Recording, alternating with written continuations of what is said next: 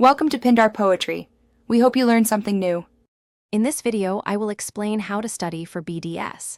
Begin by creating a comprehensive study schedule that allocates specific time slots for each subject, ensuring balanced coverage.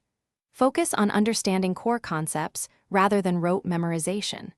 Regularly review your progress and adjust your plan as needed to optimize your learning. This systematic approach will build a strong foundation for your final exams. Enhance your learning by actively linking theoretical knowledge with clinical scenarios.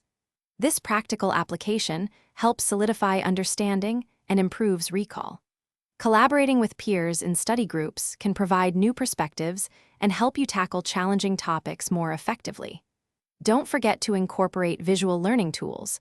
They are excellent for simplifying complex information and boosting memory. Regular revision is key to success.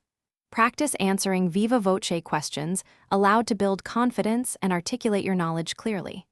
Condense your extensive notes into brief, digestible summaries for efficient last-minute review. Also, ensure you allocate dedicated time to refine your practical skills, as these are crucial for both exams and future practice. On exam day, ensure you are well-rested and nourished to perform at your best. Practice stress reduction techniques like deep breathing to maintain composure and focus during the exams.